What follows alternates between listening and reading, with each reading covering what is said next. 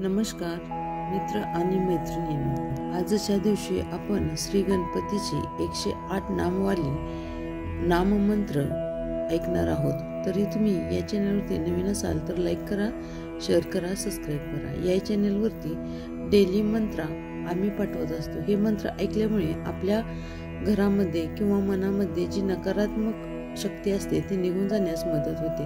म्हणून हे मंत्र पूर्ण ऐकायला हवेत। कमीत कमी 11, 51 किंवा 108 वेळा ऐकले असता याचा जास्त प्रभाव होत असतो। म्हणून हे मंत्र संपूर्ण ऐका। मंत्र जर आपण निम्मेच ऐकले तर त्याचे फळ आपल्याला प्राप्त होत नाही। म्हणून आपण हा मंत्र ऐकताना संपूर्ण मंत्र ऐकावेत, जेणेकरून आपल्याला याचे अधिक फळ मिळेल। चला तर पुढील प्रमाणे श्री गणपती 108 नामवली मंत्र आहेत, ते कशा पद्धतीने आहे ते संपूर्ण ऐकूया। ओम श्री गणेशाय नमः। ओम श्री गणेशाय नमः। ओम श्री गणेशाध्यक्षाय नमः। ओम श्री गणप्रियाय नमः। ओम श्री गणनाथाय नमः। ओम श्री गणेशाय नमः। ओम श्री गणपते नमः। ओम श्री गणाधीशाय नमः।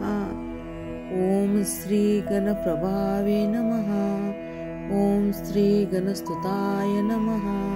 ओम श्री गुणप्रियाय नमः। ओम श्री गणाधीराय नमः।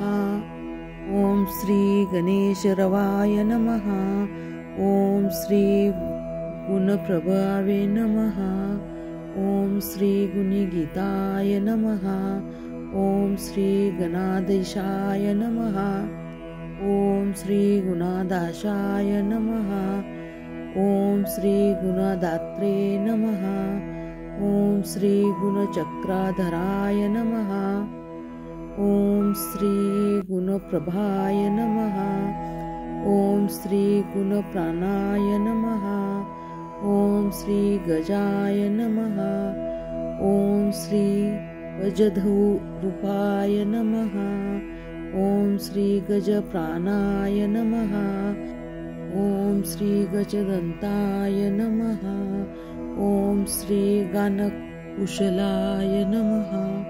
ओम श्री गानशीलाय नमः। ओम श्री गणबुद्धाय नमः। ओम श्री गुरुगुणाय नमः। ओम श्री गुणप्राणाय नमः। ओम श्री गुरुश्रेष्ठाय नमः। ओम श्री संसार सुखदाय नमः। ओम श्री गौरवया प्रियाय नमः। ओम श्री गौरया गुणाय नमः। ओम श्री गौरी प्रिया पुत्राय नमः। ओम श्री गदरायाय नमः। ओम श्री गौरभावाय नमः। ओम श्री गोमतीनाथाय नमः। ओम श्री गणपते नमः। ओम श्री गोगदीशाय नमः। ओम श्री गोपगोपाय नमः। ओम श्री गोलोकाय नमः। ओम श्री गोत्राय नमः। ओम श्री गोत्रवर्धिकाय नमः। ओम श्री गोत्रपुत्राय नमः। ओम श्री ग्रंथनाथाय नमः। ओम श्री ग्रंथप्रियाय नमः। ओम श्री ग्रहश्रेष्ठाय नमः। ओम श्री गीतकाराय नमः। ओम श्री गीतकार्तिये नमः। ओम श्री गीताश्रयाय नमः। ओम श्री गतदुःखाय नमः। ओम श्री गतशुक्लाय नमः। ओम श्री गतक्रोधाय नमः। ओम श्री गयानाथाय नमः। ओम श्री गायकरायाय नमः। ओम श्री सृष्टिलिंगाय नमः। ओम श्री सर्वदेवात्मे नमः। ओम श्री गजकर्णाय नमः। ओम श्री ज्ञानमुद्रावते नमः। ओम श्री लंबोष्ठाय नमः। ओम श्री सर्वमांगल्ये नमः।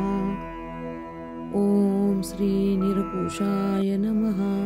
ओम श्री रिद्धी सिद्धी पर्वताय नमः। ओम श्री एकपाद कृतासनाय नमः। ओम श्री ओजस्वाय नमः। ओम श्री गृहनाथाय नमः। ओम श्री गृहनाय नमः। ओम श्री चराचरापते नमः। ओम श्री दानव मोहनाय नमः। ओम श्री धनधान्यपते नमः। ओम श्री नंदीप्रियाय नमः। ओम श्री पूर्णानंदाय नमः। ओम श्री भद्राय नमः। ओम श्री मनगते नमः। ओम श्री यज्ञपते नमः। ओम श्री रसायनाय नमः। ओम श्री राज्यसुखप्रदाय नमः। ओम श्री लंडुप्रियाय नमः। ओम श्री लाभकृते नमः। ओम श्री विश्वतोमुखाय नमः। ओम श्री विश्वनेत्रे नमः। ओम श्री शंभुशक्ति गणेशाय नमः। ओम श्री शास्त्रे नमः। ओम श्री सर्वज्ञानाय नमः। ओम श्री सौभाग्यवर्धिन्ये नमः। ओम श्री पुत्रपौत्रदाय नमः। ओम श्री दौर्भाग्यनाशाय नमः। ओम श्री सर्वशक्तिभूते नमः। ओम श्री विद्याधराय नमः। ओम श्री ज्ञानविज्ञायाय नमः। ओम श्री चतुर्थी पूजनाय प्रियाय नमः। ओम श्री अष्टमूर्तये नमः। ओम श्री महागणपते नमः। ओम श्री गजकर्णाय नमः। ओम श्री स्थूलकुक्षी नमः। ओम श्री लंबनाशिकाय नमः।